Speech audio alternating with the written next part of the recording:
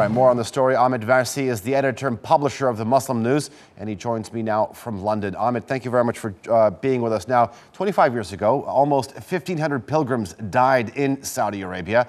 You think the Saudi authorities were always speaking about improving the situation, the safety at the Hajj. How much progress have they made? I think they've made huge progress since some 25 years ago regarding the safety of the pilgrims during the Hajj. But I think that, for example, mainly where the Stampede takes place regularly, which is near Jamarat, which is in Mina, they have expanded the streets or the paths that go into the Jamarat.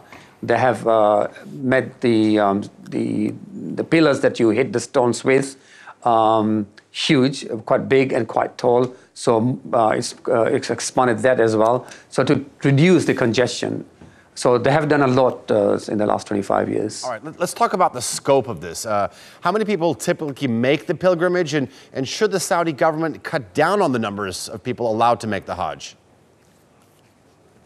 Between 3 to 4 million people go for Hajj. Majority of them come from Saudi Arabia itself, and the rest come from different parts of the world. I think because it seems that they cannot do proper management of, the crowd management, especially in Jamarat. I think the Saudi Arabia needs to reduce the number of pilgrims going into Hajj, and I think especially those coming from Saudi Arabia, I think they should be restricted, because people who are coming from Saudi Arabia for Hajj, they normally come annually, and they don't have to come every year. Once they've done the Hajj, I think they should restrict that. And they should also do restrictions when people are coming from abroad.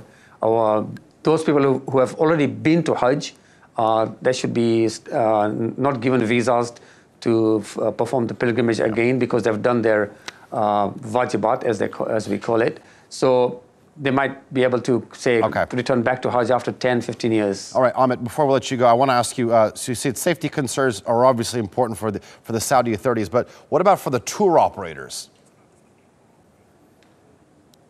I think the tour operators, I think they have to be they should be working closely with the pilgrims and with the Saudi security to ensure that the incidents that took place now recently should not take place again. And I think tour operators sometimes are not as vigilant as they should be. All right, Ahmed Versi. And they have to do some training of the pilgrims, yeah. All right, Ahmed Versi, thank you for that analysis.